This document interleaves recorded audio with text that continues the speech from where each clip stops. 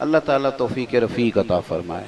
اللہ برکت۔ میں ایک وکیل کا مضمون پڑھ رہا تھا، وہ کہہ رہا تھا کہ میں علامہ کاظمی صاحب رحمۃ اللہ علیہ کے پیچھے بڑی پابندی سے درس سنتا تھا، اور وہ جب میں جاتا تھا صبح کچہری تو مجھے وہ ان کا درس فائدہ دیتا تھا عدالت میں، لیکن وہ کہتا ہے اب میں نہیں جلسوں پہ جاتا، اس لیے کہ مولوی آتا ہے 1 بجے اور میں نے سویرے جانا ہوتا ہے 7 بجے کچہری، میں نے کو فجر پڑھ کے سونا تو ہے نہیں، تو کہتے اس لیے میں اب نہ جا پاتا ہوں نہ سن سکتا ہوں۔ ہم نے یہ کیا ہے کہ ہم نے ایسے طبقات جنہوں نے صبح جلدی ڈیوٹی پہ جانا تھا انہیں ہم نے پابند کر دیا ہے کہ تم نے جلسوں میں نہیں آنا، پابندی ہے، اس لیے کہ میری طرح کے خطیب نقیب یہ تو سارے سوتے ہیں، سویرے دیر سے اٹھتے ہیں، تو جس نے صبح وقت پہ جانا ہے وہ بیچارہ نہیں آ پاتا۔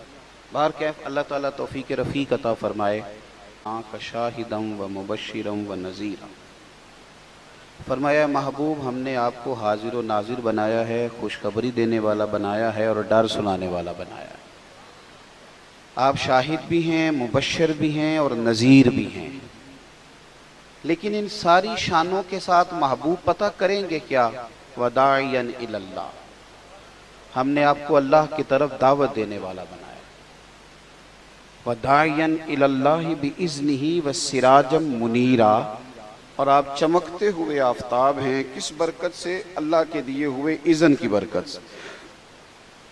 توحید اسلام کا بنیادی عقیدہ ہے، اور حضور کیا ہیں؟ داعی الی اللہ، اللہ کی طرف دعوت دینے والے۔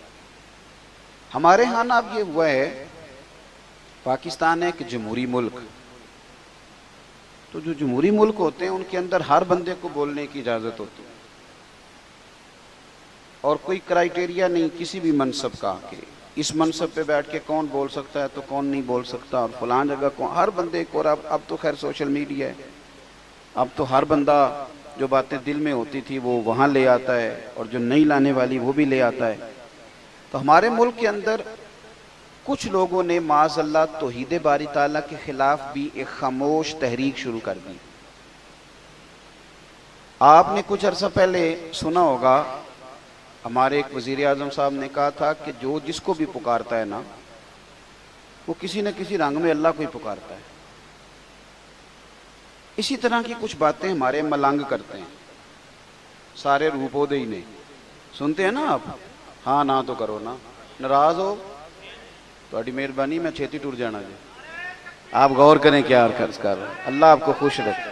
ادھر دیکھیں، ملنگ کرتے ہیں نا اس طرح کی باتیں، سارے روپ اودے ہی نہیں، یہ رنگ معاذ اللہ اس طرح کی بات۔ اسی طرح کچھ ادیب، کچھ شاعر، سارے نہیں، کچھ سمجھدار لوگ بھی ڈھیروں ہیں اللہ کے فضل سے، قرآن و سنت کو جاننے والے۔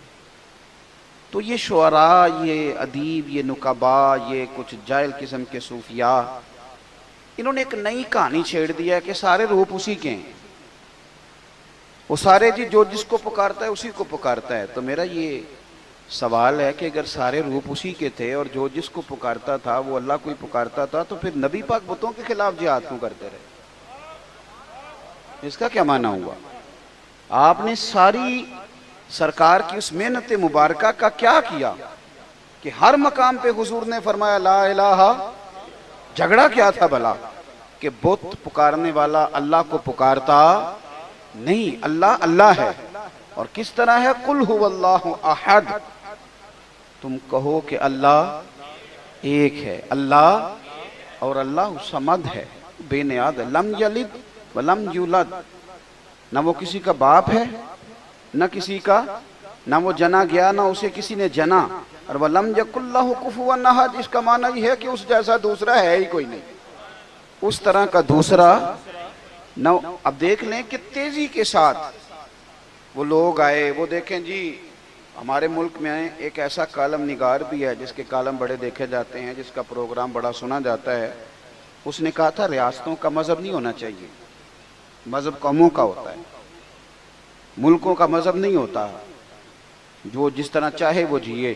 عجیب بات کرتے ہو صاحب، جو جس طرح چاہے اپنی زندگی گزارے، تو پھر نبی پاک صلی اللہ تعالیٰ علیہ وسلم نے جو بتوں کے خلاف جہاد فرمایا اور توحید بارے تعالیٰ کے تعلق سے حضور نے جو پیغام دیا، سنا میرے بھائیو، آپ کو غصہ آنا چاہیے، آپ کے چہرے پہ بال آنے چاہیے جب کوئی بندہ یہ بات کرتا ہے کہ نہیں سجدہ کہیں اور بھی ہو سکتا ہے۔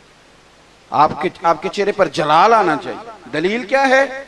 سیدہ عائشہ صدیقہ رضی اللہ تعالیٰ عنہ فرماتی ہیں کہ حضور کو کتنا بھی ستاتا تھا تو ناراض نہیں ہوتے تھے، لیکن اگر کوئی اللہ کی حدیں توڑتا تو میرے نبی کے چہرے پر جلال آ جاتا تھا۔ محنت کے ساتھ حضور نے توحید لوگوں کے دلوں میں اتاری، محنت کے ساتھ، جد و جہد کے ساتھ۔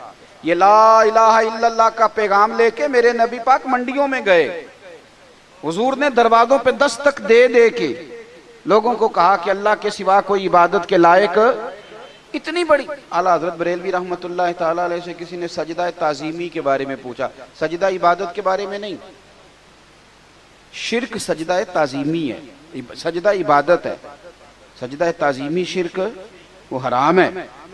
کسی نے پوچھا کہ اللہ کے علاوہ کسی نے تعظیماً سجدہ کیا، کسی کو معبود سمجھ کے نہیں۔ پرانی امتوں میں تعظیم کے لیے کسی کو سجدہ کرنا جائز تھا۔ آپ پڑھیں نا سورہ یوسف، اذ قال یوسف لابیہ یا ابتی انی رأیت احد عشر کوکبا والشمس والقمر رأیتہم لی ساجدین، کہ میں نے دیکھا ہے کہ میرے لیے سورج، ستارے اور یہ سجدہ کر رہے ہیں سارے۔ پرانی امتوں میں سجدہ تعظیمی جائز تھا۔ اعلیٰ حضرت سے کسی نے پوچھا کہ اب کوئی صرف تعظیم کے لیے سجدہ کرے، تو آپ فرمانے لگے سجدہ تعظیم حرام ہے، حرام ہے، حرام ہے، اور چوتھا جملہ فرمانے لگے اشد حرام ہے، حرام ہے، حرام ہے، اور بول کے بتائیے آپ کو اس ملنگ پہ غصہ کیوں نہیں آتا جو کسی دربار پہ سجدہ کر رہا ہے؟ شدید غصہ آنا چاہیے، شدید، چہرے پہ بال آئیں، باڈی لینگویج بتائے کہ ہمیں اچھا نہیں لگ رہا۔ سجدہ صرف اللہ۔ میرے نبی پاک صلی اللہ تعالیٰ علیہ وسلم نے توحید باری تعالیٰ کا پرچار کیا، توحید کی دعوت دی، شان نبی پاک اپنی دکھاتے تھے، معجزے حضور اپنے دکھاتے تھے، چاند حضور نہیں توڑا، ڈوبے ہوئے سورج کو نبی پاک نہیں موڑا۔ لیکن جب کسی نے پوچھا یہ سارا کچھ کیا ہے تو محبوب فرمانے لگے جو اس رب کی شان ہے جس نے مجھے رسول بنا کے بھیجا ہے۔ حضور نے توحید باری تعالیٰ کے درس دیے، توحید باری تعالیٰ۔ توحید کا عقیدہ تو آپ کو مضبوط کر دے گا، یہ تو آپ کو تگڑا کر دے گا۔ دیکھیں نا، جس نے ایک اللہ کو مانا وہ تو ویسے جگہ جگہ جانے سے بچ گیا۔ جس نے ایک اللہ کو مانا، میرے پاس ایک ہی سجدہ تھا، نہ یہاں کیا نہ وہاں کیا تھا، یہ ایک تو دو جگہ ہو ہی نہیں سکتا تھا۔ دوسری بات یہ کہ اس نے مان لیا کہ میرا اللہ ہی با اختیار ہے، وہ اپنے نبیوں ولیوں کو اختیار دیتا ہے، لیکن اللہ کے اذن کے بغیر کچھ ہو سکتا؟ پھر وہ سمجھ گیا کہ مجھے بھروسہ بھی اپنے اللہ پہ کرتا ہے، پھر وہ سمجھ گیا کہ مجھے ڈرنا بھی اپنے اللہ سے ہی ہے۔ جب توحید مان گیا تو سمجھ گیا وہ نعمت دے تو شکر کرنا ہے، آزمائش ڈالے تو۔ میرے نبی پاک علیہ السلام نے فرمایا، مسلم شریف کی حدیث ہے، حضور فرمانے لگے مومن کا معاملہ بھی بڑا ہی عجیب ہے، اس کے ہر کام میں خیر ہی خیر ہے۔ حضور فرماتے ہیں اللہ اس کو نعمت دے تو شکر کر کے اجر لے لیتا ہے، اور رب آزمائش ڈالے تو میرا مومن صبر کر کے اجر لے لیتا ہے۔ اجر ہی اجر ہے، اس کا کسی جگہ نقصان، کیونکہ اللہ کا ماننے والا ہے۔ کیونکہ ایک توحید باری تعالیٰ آپ کو مضبوط کرتی ہے، توحید آپ کو۔ دیکھو یہاں نا بہت سارے بندے سینہ تان کے چلتے ہیں، پنجابی میں کہتے ہیں سینہ چوڑا کر کے، تگڑے ہو کے چلتے ہیں۔ بھئی کیا ہوا؟ کہتے ہیں آج کل ہماری پارٹی کی حکومت ہے۔ حالانکہ یہ الیکشن سے پہلے زیادہ جذباتی ہوتے ہیں، الیکشن کے بعد آہستہ آہستہ ٹھیک ہو جاتے ہیں، کیونکہ ہماری قوم جو ہے بڑی سمجھدار ہے۔ ایک دفعہ بندہ بس گھر آتا ہے کہ چودھری میری مدد کر، تو چودھریوں تے رب دے وے کام، چودھری پھر اپنی بیٹھ کے دفتر کھول لیندا ہے، کرسیاں بھی داریاں لے لیندا ہے کرائے دیاں، تے چودھری جلیبیاں بھی بوئے کے کڈان لگ پیندا ہے، تے وہ کہندا ہے جنہیں انہوں ووٹ دیتا انہیں مینوں دیتا، تو جنہیں انہوں ووٹ نہ دیتا میری اتنا ناراضگی ہے۔ اور الیکشن کے 6 ماہ بعد چودھری صاحب سے پوچھیں کہ چودھری صاحب آپ کیا حال ہے؟ کہتے ہیں بندہ ٹھیک نہیں نکلیا۔ بھائی یہ بات ہے، یاد رکھیں کہ جس پارٹی کی حکومت ہو وہ بڑا سینہ چوڑا کر کے چلتے ہیں۔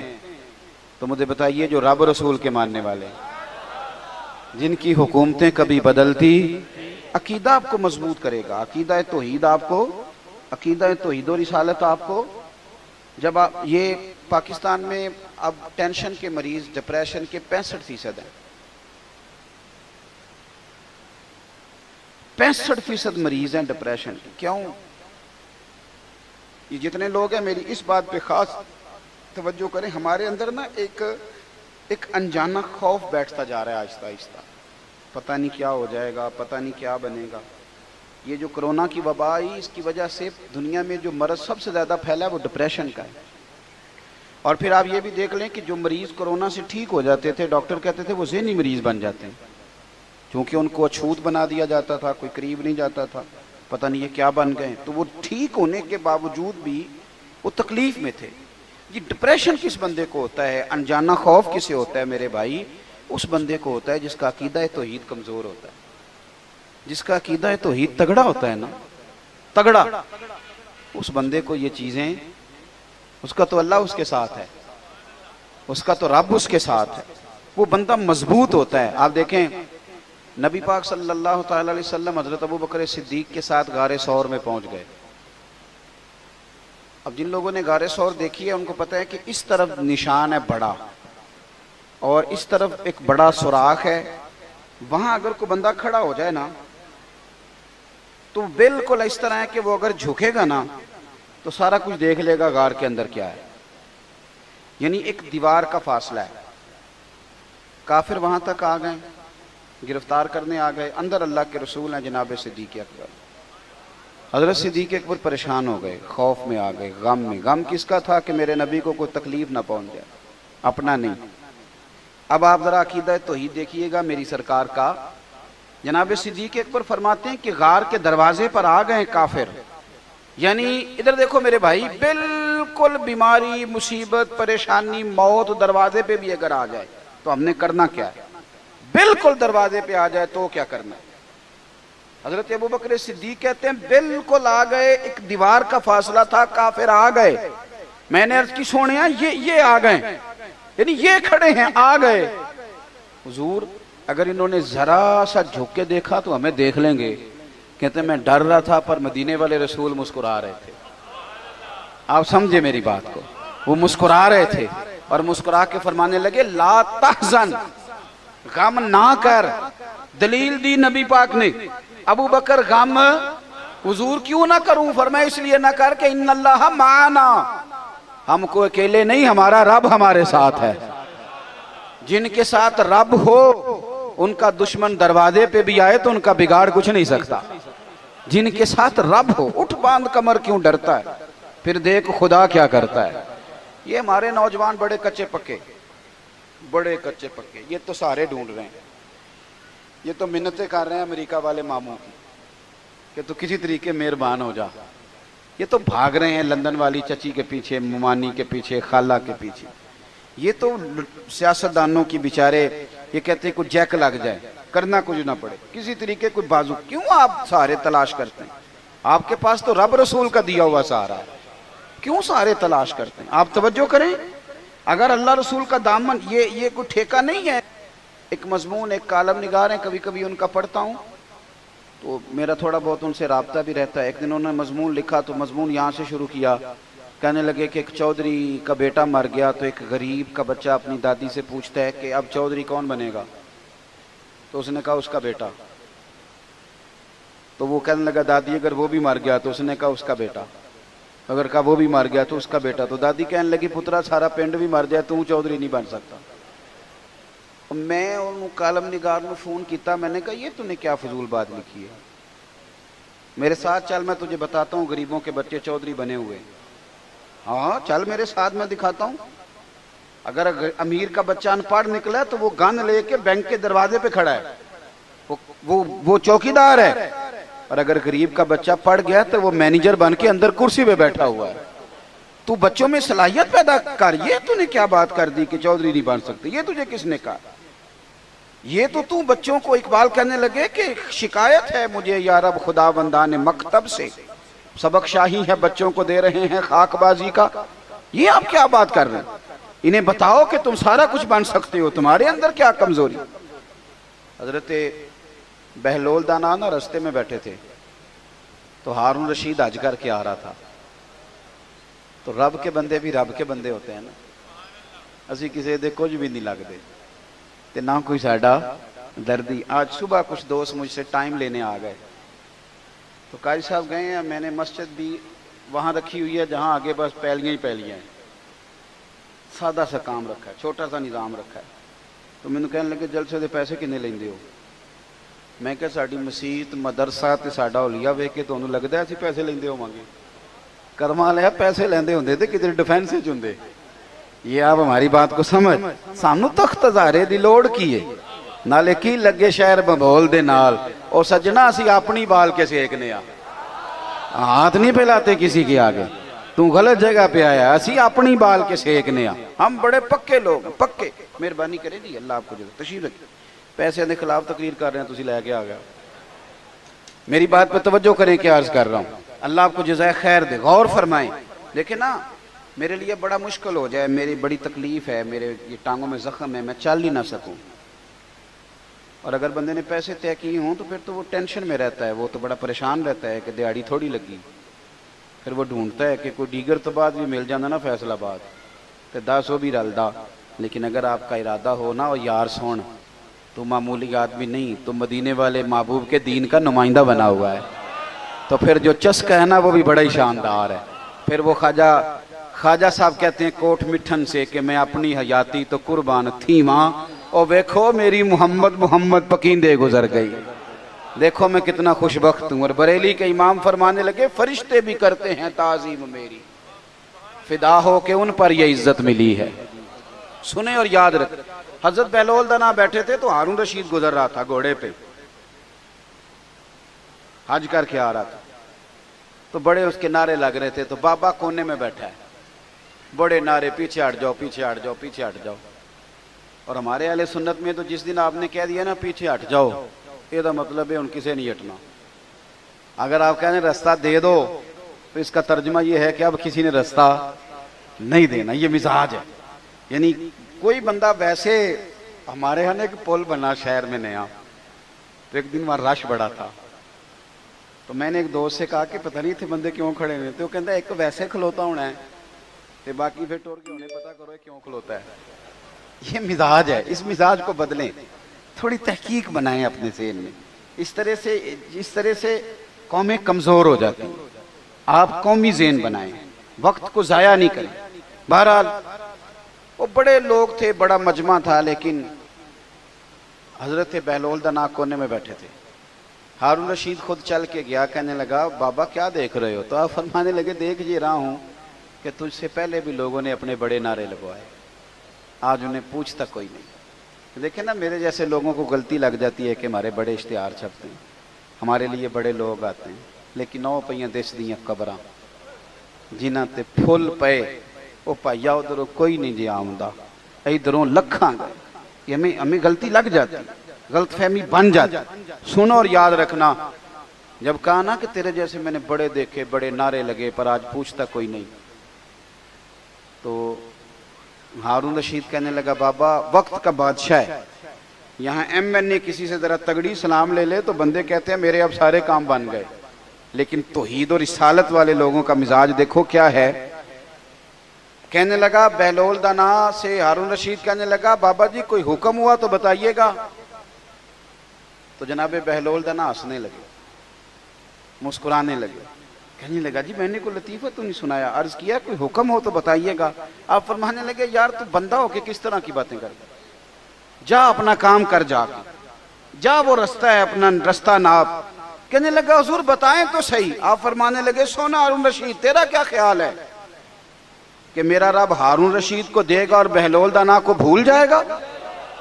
یہ تو نے کیسی بات کر دی, یہ تو نے کیا کہا کہ میرے لیے کوئی حکم ہو تو جا اپنا کام کر جا. یہی حال جو میرے محبوب کے ماننے والے ان کا ہے. دیکھو میں اپنے مدرسے کی طالب علموں سے کہتا رہتا ہوں, لوگوں کے سامنے ہاتھ پھیلاؤ گے تو تمہاری بھوک بڑھے گی. لالچی آدمی جو ہوتا ہے اس کی بھوک روز بڑھتی ہے. یہ نفس کی بھوک ہے نا, یہ جن لوگوں کو اچھا کھانے کی طلب لگ جاتی ہے نا, صبح کے ٹائم پائے سے ناشتہ کر کے نا تو ان کا ارادہ ہوتا ہے کہ آج شام کو میں نے برگر کھانا ہے. یہ طلب ہے، نفس بچہ ہے، جتنی بڑھائیں گے نا آپ یہ بڑھ جائے گی۔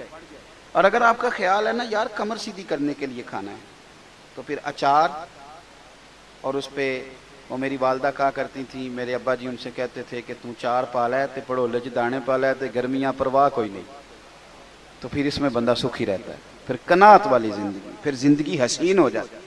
میرے بھائی سمجھ لیں اس کو، اگر آپ کا رب رسول سے رشتہ ہے، میں طالب علموں سے کہتا ہوں خدا رہا یہ مزاج نہ بنانا 2-4 ہزار دن میں جمع کرنے کا، آپ کنگال ہو جائیں گے، آپ کے پاس کچھ نہیں رہے گا، آپ کے اندر جو سینے کی علم کی دولت ہوگی نا، نور ہوگا، وہ بڑا مسئلہ بن جائے گا۔ آپ نے اس کا ریٹ لگا لیا، آپ نے کہہ لیا کہ یہ میرا گلا ہے، میرا سور ہے، میری آواز ہے، یا میرے اندر کوئی سرکار کی محبت ہے، یہ 40,000 ڈیلی کی ہے، پھر آپ کمزور پڑ جائیں گے۔ اور اگر آپ کہیں گے کہ سب سے زیادہ کرم ہی میرے اوپر ہے، تو پھر میرے اعلیٰ حضرت فرماتے ہیں دنیا داروں سے نہ مانگ، کون دیتا ہے دینے کو منہ چاہیے، دینے والا ہے سچا۔ اور اس کی دلیل داتا صاحب نے لکھی ہے، داتا گنج بخش علی اجویری نے۔ سفر کا مہینہ نا، داتا صاحب کا بھی عرس ہے۔ داتا صاحب فرماتے ہیں کہ ابو مسلم نام کا بادشاہ تھا، اس کے دور حکومت میں ایک اللہ کے بندے کو چوری کے جھوٹے مقدمے میں جیل ہو گئی۔ جیلوں میں سارے مجرم نہیں جاتے، حضرت یوسف بھی جیل میں رہے ہیں، جیلوں میں سارے مجرم نہیں جاتے، یہ بھی خیال رکھنا۔ اور جھوٹے مقدموں میں جیلیں ہو ہی جاتی ہیں، یہ بھی اللہ والوں کی شان ہے۔ جیل ہو گئی اور چوری کے جھوٹے مقدمے میں ہو گئی۔ ابو مسلم بادشاہ رات کو سویا ہوا تھا، توجہ ہے نا میرے دوستوں کی، وہ کہتا ہے میں رات کو سویا تھا، میرے بخت دیکھو مجھے خواب میں مدینے والے محبوب کی زیارت نصیب ہوئی، خواب میری وچ آیا ماہی تے میں او دے گل وچ پا لئیاں باواں۔ آپ یقین کریں دنیا بڑا کچھ کہتی ہے، پر میاں صاحب نے پتہ نہیں یہ بات کہاں بیٹھ کے کی تھی، یہ کیا رنگ تھا، یہ کیا انداز تھا، اس کا درد کیا تھا۔ چر ہویا نا مینوں ترلے لیندیاں، تو کدی موڑ میرے ول واگاں، تے خواب میری وچ ایک وار جے آویں میں ساری عمر نہ جاگا۔ میاں صاحب کہتے ہیں خواب میری وچ آیا ماہی تے میں نہ دے گل وچ پا لئیاں باواں، تے پھر ڈر دی ماری اکھ بھی نہ کھولاں، یعنی پتہ چل گیا یہ خواب ہے، لیکن میں ڈر دی ماری اکھ بھی نہ کھولاں کتے پھر بچھڑ نہ جاواں، تے آئی رات وصال دے والی تے ربہ رات مکن نہ دیوی۔ کہتے مجھے نبی کریم کی زیارت ہوئی۔ بادشاہ کہتا ہے ایک درویش کو، اللہ والے کو چوری کے جھوٹے مقدمے میں قید کیا گیا تو حضور کی زیارت ہوئی، تو سرکار میری خواب میں آ کے فرمانے لگے اس بیچارے اللہ کے دوست کو قید کر دیا ہے۔ حضور یعنی خود نبی پاک، سرکار نے کہا اسے چھوڑو جا کے، تو بادشاہ اتنی تیزی سے دوڑا کہ پیروں میں جوتا کوئی نہیں، سر پہ کپڑا کوئی نہیں، جا کے جیل کا دروازہ کھولا، اس اللہ والے کو رہا کیا۔ جب وہ جانے لگے نا تو بادشاہ، پھر بادشاہ تو ہوتے ہی ہیں نا، پھر یہ جیل سے بات تو نہیں نہ جاتی کہ میں بادشاہ ہوں۔ جانے لگے تو آواز دے کے آنے لگا بزرگو کوئی حکم ہوا تو بتائیے گا، سنو عقیدہ رسالت کے ماننے والوں، کہنے لگا کوئی حکم ہوا تو بتائیے گا، تو بابا جی روک پھیر کے کہنے لگے یار تجھے ابھی بھی سمجھ نہیں آئی، اور تو ابھی بھی نہیں سمجھا؟ اس نے کہا کیا مطلب؟ کہنے لگا تو ابھی بھی نہیں سمجھا؟ مجھے دشمنوں نہ چھیڑو، میرا ہے کوئی جہاں میں، تو ابھی بھی نہیں سمجھا؟ کا کیا مطلب؟ کہنے لگے جو آدھی رات کو تجھے سوتے کو جگا کے بھیجیں، نہ تو جوتا پہن سکے نہ سر پہ کپڑا لے سکے، جو آدھی رات کو تجھے بھیجتے ہیں مجھے وہ کسی اور کی ضرورت رہنے دیتے ہیں؟ کون دیتا ہے دینے کو منہ چاہیے، دینے والا ہے سچا۔ اعلیٰ حضرت بریلوی نا تیل لینے گئے دکان پہ، سرسوں کا تیل، پہلے تو یہ دیکھو اتنا بڑا عالم ہے خود تیل لینے چلا گیا۔ مسجد کا امام اپنے گھر کی سبزی کا تھیلا نہیں اٹھاتا، وہ کہتے میری شان کے خلاف ہے، یعنی میں کیسے اٹھاؤں، یہ کیسے ہو سکتا ہے؟ خود تیل لینے گئے، دکاندار کو بوتل دی کا تیل سرسوں کے تیل کی بھر دو، اس نے بھر دی، فرمایا کتنے پیسے؟ کہنے لگا ویسے تو 5 آنے کی ہے، آپ ہمارے عالم ہیں آپ 3 آنے دے دیں، ویسے 5 کی ہے۔ اعلیٰ حضرت مسکرائے، اعلیٰ تھے نا، تو مسکرائے، تو مسکرا کے فرمانے لگے کیا کہا تو نے 2 آنے چھوڑ رہا ہے؟ فرمایا رکھ تو 5 پورے ہی، میں اپنا علم 2 آنے کا نہیں بیچا کرتا. کروں مدح اہل دول رضا، پڑے اس بلا میں میری بلا، کیونکہ میں گدا ہوں اپنے کریم کا، میرا دین پارائے نان. تو اچھی طرح سمجھ لیں کہ جب آپ عقیدہ توحید و رسالت والے ہوتے ہیں، جنگ احد کے موقع پہ نا ابو سفیان نے کہا تھا کہ دیکھو ہم نے تمہارے کتنے لوگ قتل کر دیے، تو نبی پاک علیہ السلام نے حضرت عمر سے فرمایا تو جواب دے. مسلمانوں اپنے دلوں میں عقیدہ توحید و رسالت پیدا کرو. آپ یقین کرو ہم کچے ہوتے جا رہے ہیں، کچے، اس لیے پریشان ہیں، ڈپریشن ہے، ٹینشن ہے، اور لوگ بھاگ رہے ہیں. یوں لگتا ہے جیسے یہ سمجھتے ہیں کہ ان کا نصیب کوئی اور لے جائے گا. یہ ہو سکتا، یہ کیسے ہو سکتا ہے کہ کھاتا تیرا ہو اور لے کوئی اور جائے؟ تجھے اتنی جلدی کاہے کی ہے، اتنی ٹینشن کاہے کی؟ تیرے ذمہ محنت کرنا ہے، نتیجہ تیرے ذمہ، نتیجہ تو میرے رب کریم کے ذمہ. اپنے اندر عقیدہ توحید و رسالت کو مضبوط کریں، مضبوط. نبی پاک علیہ السلام جب ابو سفیان نے کہا نا تمہارے اتنے لوگ قتل ہو گئے، تو حضور نے فرمایا اب عمر ہی سے جواب دے. جناب عمر فرمانے لگے ابو سفیان سن. اس وقت وہ کلمہ نہیں پڑھتے تھے. فرمایا سن، تم تو کسی مولا کو مانتے نہیں، تو ہمارا تو مولا ہے، ہمارا تو رب ہے. ہمارے جو بچ گئے وہ غازی ہیں، اور جو چلے گئے انہیں میرے رب نے شہادت عطا فرما دیا. ہمارا کوئی نقصان. عقیدہ توحید والے لوگ تگڑے، مضبوط. بس بات ختم کرنے لگا ہوں. رومیوں نے نا حضرت عبداللہ بن حذافہ رضی اللہ تعالیٰ عنہ کو قید کر لیا تھا حضرت عمر کے زمانے میں. بڑے دلیر تھے. نوجوانوں ایک بات آپ سے کر دوں، جس آدمی کی نظر میلی ہو یا وہ لقمہ حرام کھانے والا ہو، وہ بزدل ہو جاتا ہے. اچھی طرح سمجھ لیں. جو سمجھتے ہیں ہم دلیر بنے، دلیر، ایک انہیں نظر پاک رکھنی چاہیے، دوسرا رزق پاکیزہ کھانا چاہیے. کبھی بھی وہ کمزور نہیں پڑیں گے. یہ بس دل کی تختی پہ لکھ لو. خوددار بنو گے تو تمہاری عزت بڑھ جائے گی، ہاتھ پھیلاؤ گے تو ختم ہو جائے گی. حضرت عبداللہ ابن حذافہ بڑے دلیر تھے، میدان میں لڑ رہے تھے رومیوں کے خلاف. تو 1000 فوجی تھا اور عبداللہ ابن حذافہ اکیلے تھے. لڑ رہے تھے. چونکہ وہ اقبال نے کہا تھا کہ مومن تو بے تیگ بھی لڑتا ہے سپاہی، اس کے تو ہاتھ میں شے کوئی نہ ہو تو پھر بھی لڑتا رہتا ہے. لڑ رہے تھے. 1000 بندے نے مل کے گرفتار کیا. قابو نہیں آتے. میں کہانی نہیں سنا رہا، حضور کے صحابہ کی شان سنا رہا ہوں. یعنی 1000 بندے نے. ہمارے بچے اللہ خیر فرمائے، انہوں نے موٹر سائیکل ایک ٹائر پہ چلانا سیکھ لیا ہے. باقی کوئی دنیا کا کام وہ باہر جا کے کریں گے، پاکستان میں نہیں کریں گے. ہر چوتھے بیٹے سے پوچھو آپ کیا کرتے ہیں، کہتے کاغذ جمع کرائیں، باہر جانا ہے. تو جب جاؤ گے تو چلے جانا، یہاں تو کچھ کرو. کچھ نہیں ملتا تو ریڑھی لگاؤ، کچھ نہیں ملتا تو کریانہ ڈالو. ایک پیشہ دنیا میں برا ہے، وہ ہے ہاتھ پھیلانا. باقی کوئی پیشہ دنیا میں برا. حضور نے تو تعریفیں کی ہیں محنت کر کے کمانے والے. سنو دوستو، عبداللہ ابن حذافہ جب گرفتار کر لیے گئے تو روم کے بادشاہ نے کہا اسے قتل کر دو. لیکن اس کا وزیر کہنے لگا بندہ بڑا قیمتی ہے، ہم 1000 تھے تو قابو نہیں آ رہا تھا، اسے کسی طریقے سے اپنے لشکر میں شامل کرو. اس نے کہا ٹھیک ہے، 2-4 چیزیں ہوتی ہیں جن کی وجہ سے بندے قابو آ جاتے ہیں. وہ پتے پھینکو. ٹھیک ہے، جناب عبداللہ ابن حذافہ کو بلا لیا تو بادشاہ کہنے لگا تیری مرضی کے پیسے، معاذ اللہ تو اپنا دین چھوڑ کے ہمارے دین میں آ جا، ویسے تیری مرضی کے. حضرت عبداللہ ابن حذافہ چاروں طرف عیسائی ہیں روم کے، اور آپ جکڑے ہوئے ہیں زنجیروں میں. آپ اس کی بات دیکھ کے تو ہنسے. فرمانے لگے یار تو بڑا ہی بیوقوف ہے، کس نے تجھے بادشاہ بنایا؟ میں کیا مطلب؟ آپ فرمانے لگے او خدا کے بندے، تو مجھے پیسوں کا لالچ دے رہا ہے. میں نے پیسے کمانے ہوتے تو میں کاروبار کرتا، میں تو تلوار لے کے میدان میں آیا ہوں. مجھے پیسے نہیں چاہیے، نبی کے نام پہ شہادت چاہیے. میں شہید ہونے آیا ہوں تو پیسوں کا لالچ دے رہا ہے. پیسے تو میں کاروبار کرتا. اس نے دوسرا پتہ پھینکا، کہنے لگا بادشاہی کے علاوہ، یعنی سب سے بڑا بادشاہ ہوں میں، میرے علاوہ جو تو عہدہ کہے تجھے ملے گا. پارٹیاں بدل نہیں جاتے لوگ ایک وزارت کی وجہ سے. 5 سال کسی اور کی تعریفیں، اور چھوٹی سی اشارہ نہیں ہوا تو پھر فوراً سجدہ صاف کر جاتے ہیں. وہ کہتے ہیں مجھے تو پتہ ہی نہیں چلا. کتنے دن؟ پورے 5 سال کوئی پتہ نہیں چلا. یہ کمزور قومیں ایسا کرتی ہیں. نظریاتی لوگ اس طرح کے، شرم آتی ہے اس طرح کی باتیں کرتے ہیں. جو نظریاتی لوگ ہوتے ہیں وہ بکاؤ مال تھوڑا ہوتے ہیں. میرے بھائی غور کیجئے گا، کہنے لگا میرے علاوہ جو عہدہ تجھے چاہیے ملے گا۔ آپ پھر مسکرائے، فرمانے لگے یار تو مجھے کس عہدے کا لالچ دے رہا ہے؟ میں نبی پاک کا صحابی ہوں، اور حضور کے صحابی ہونے سے بڑا دنیا میں عہدہ ہے ہی کوئی نہیں۔ صحابہ تو وہ صحابہ تھے جن کی ہر صبح صبح شام ہوتی تھی، خدا کا قرب حاصل تھا، نبی کی دید ہوتی تھی۔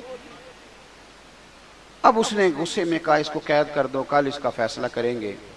نوجوانوں غور کرنا، یہ ہے عقیدہ توحید و رسالت کے ماننے والے لوگ۔ بادشاہ کا وزیر کہنے لگا مجھے نہیں ایک موقع دیتے؟ کہا وہ کیا؟ کہنے لگا میری بیٹی بڑی خوبصورت ہے، میں کیا کروں؟ میں تو اس ملک میں رہتا ہوں جہاں کا نوجوان لڑکیوں کے اسکول کے آگے کھڑا ہوتا ہے، کالج کے آگے کھڑا ہوتا ہے۔ ڈھیر ساری بچیاں پڑھ سکتی تھی، اس لیے ماں باپ نے کالج سے اٹھا لیا کہ مسلمانوں کے بچے تنگ کرتے ہیں، یہودیوں عیسائیوں کے نہیں، ہمارے اپنے۔ یعنی دل کے پھپھولے جل گئے سینے کے داغ سے، اور دیکھو میرے گھر کو آگ لگ گئی، گھر کے ہمارے بچے۔ اور یاد رکھنا جس کے گھر میں بیٹی ہوتی ہے نا، میں نے اپنے سر پہ کبھی بڑے بال نہیں رکھے، چھوٹے سے بال رکھتا ہوں۔ میری 7 بہنیں، ایک دن میں سڑک پہ کھڑا تھا، شاید 6ٹھی کلاس میں پڑھتا تھا، تو میں نے بالوں کو بڑی کنگھی کی، جیب میں کنگھی ہوتی ہے، ایک وقت ہوتا ہے نا بندے، میں کنگھی کر رہا تھا تو میرے ابا جی بھینسوں کا چارہ لے کے آ رہے تھے، تو ایک بات انہوں نے مجھے سڑک پہ بلا کے کہی، مجھے کہنے لگے پتر کنگھی شنگھی کر کے نہ نکلیا کر، میری یہاں 7 تیاں نہیں، اگر تو کسی کے گھر دیکھے گا تو پتہ نہیں کیا بنے گا۔ بس ختم ہو گئی بات، کبھی بال ہی نہیں رکھے، ختم ہو گئی بات اس کے بعد، اور کبھی خیال ہی نہیں آیا۔ یہ آپ اپنا گھر محفوظ کریں گے اگر آپ کسی کے گھر کی حفاظت کریں گے۔ بھائی حضرت عبداللہ ابن حذافہ کے بارے میں وزیر کہنے لگا میری بیٹی بڑی خوبصورت ہے، رات کو سجا سنوار کے بیٹی کمرے میں بھیج دی، لیکن سیدنا عبداللہ بن حذافہ ساری رات نفل پڑھتے رہے۔ ادھر دیکھو میری طرف، یہ کام ناممکن نہیں، تھوڑا مشکل ضرور ہے۔ آپ کے ذہن میں بن جائے نا کہ یہ چیز حرام ہے، یہاں کلک ہو جائے تو اس کے قریب جاتے بندے کو کہہ آتی ہے، لطف نہیں آتا۔ آپ گوشت کھا رہے تھے، 2-3 لقمے کھائے تو بڑا مزہ آیا، تو پھر کسی نے بتا دیا زکوٰۃ کے پیسوں کا ہے، اس کا منہ میں ذائقہ بدل جاتا ہے کہ نہیں؟ چلیں ایک اور مثال دیتا ہوں، آپ کھا رہے تھے بڑا مزہ آ رہا تھا، تو کسی نے کان میں کہہ دیا حرام جانور کا ہے۔ پہلے مزہ آ رہا تھا، لیکن جب اس نے کہا حرام جانور کا ہے تو کیا شروع ہو جاتی ہے نا، الٹیاں آنے لگتی ہیں نا۔ کیوں؟ کہ آپ کے ذہن کی یہاں فٹ ہو گیا ہے کہ حرام چیز کھائی جا سکتی، تو اگر یہ ذہن بن جائے نا کہ یہ حرام کام ہے عورت کی طرف جانا، تو پھر بھی انشاءاللہ قریب جاتے آپ کو لذت نہیں آئے گی، آپ کو کیا آئے گی کہ یہ میرے لیے جائز ہے، بس یہاں فٹ کرو کہ یہ حلال ہے اور یہ حرام ہے۔ عبداللہ ابن حذافہ رضی اللہ تعالیٰ عنہ کے سامنے بٹھا دیا عورت کو، ساری رات وہ کہتی ہے میں بیٹھی رہی، آپ ساری رات نفل پڑھتے رہے۔ صبح کا وقت ہوا تو وہ بی بی کہنے لگی تو بندہ ہے کہ جن ہے، انسان ہے کہ فرشتہ ہے؟ میں ساری رات بیٹھی رہی، تو نے دیکھا نہیں؟ تو آپ فرمانے لگے نظر جھکا، میرے ساتھ بات نہ کر۔ کہا تو نے دیکھا کیوں نہیں؟ کہنے لگے کیسے دیکھوں، میں مدینے والے رسول کا ماننے والا ہوں۔ صبح دروازے پہ دستک ہوئی، وزیر نے دروازہ کھولا تو بیٹی سے کہنے لگا بیٹی کیا بنا؟ تو کہنے لگی پیچھے ہٹ، تو نامحرم ہے، میں تو مدینے والے کی غلام بن گئی ہوں۔ اس نے کہا کس طرح؟ کہنے لگی جس کے غلاموں کی یہ شان ہے، آقا کا کیا درجہ ہوگا؟ پھر بادشاہ نے بلایا، کڑھائی میں تیل گرم کیا، کہنے لگا انہیں جلا دو۔ جب کڑھائی میں پھینکا جا رہا تھا تو آپ رونے لگے، تو بادشاہ پوچھتا ہے ڈر گئے ہو؟ فرمانے لگے ڈر نہیں گیا، سوچ رہا ہوں ایک جان ہے، کاش میری ہزاروں ہوتی۔ وہ کچا رنگ للاری والا جیڑا چڑھ دا تے لیندا رہندا، اے عشق تیرے دا رنگ محمد چڑھ جائے پھر نہیں لیندا۔ حضرت عبداللہ ابن حذافہ رضی اللہ تعالیٰ عنہ کی یہ بات سنی تو بادشاہ کہنے لگا ایک شرط پہ چھوڑتا ہوں، میرا نہیں دل کرتا کہ تیرے جیسے بندے مارے جائیں۔ فرمایا شرط کیا ہے؟ کہنے لگا چل یار کچھ نہ کر، نہ تو نے پیسے لیے، نہ عہدہ لیا، نہ عورت کے چکر میں آیا، نہ موت سے ڈرا، اس طرح کر میرے ماتھے پہ ایک بوسہ ہی دے دے، میں کبھی کہہ سکوں۔ آپ فرمانے لگے چلو یہ بات قابل قبول ہے، یہ کر لیتے ہیں۔ عقیدہ توحید و رسالت آپ کو جوان کرے گا، آپ کو تگڑا کرے گا۔ آپ تو ہر وقت کے مومن ہیں، مومن کی تو سانسیں بھی چلیں اس کے رستے میں، خالص اس کی رضا میں، تو اس پر بھی اللہ اجر عطا کرتا ہے۔ تو اپنے آپ کو مضبوط کریں، اپنے عقیدے کو، افکار کو مضبوط کریں۔ جب یہ مضبوط ہو جائے گا تو زندگی آسان ہو جائے گی، آپ کا اٹھنا بیٹھنا چلنا آسان ہو جائے گا۔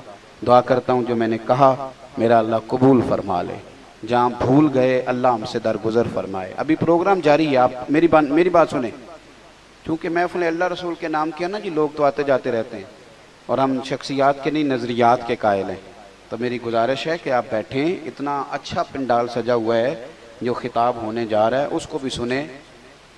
شاہ صاحب نے گفتگو شروع کر دی، میں اگرچہ زیادہ بیٹھ نہیں سکتا لیکن آداب ہوتے ہیں، پھر میں نے کوئی ایسی بات کرنی مناسب نہیں سمجھی، میں نے ان کی بات سنی۔ تو کچھ چیزیں ایسی ہوتی ہیں جو سن لینی چاہیے، کوئی حرج نہیں ہوتا۔ اپنے بزرگوں کا احترام انسان کو بڑا کرتا ہے، چھوٹا نہیں کرتا۔ تو میری آپ سے گزارش ہوگی، میرا خیال ہے کہ بہت لمبا نہیں، کوئی گھنٹہ سوا زیادہ سے زیادہ پروگرام چلے گا، تو آپ کو دشواری نہیں ہونی چاہیے، آپ کو بیٹھنا چاہیے۔ اللہ آپ کو سلامت رکھے۔ آخر دعوانا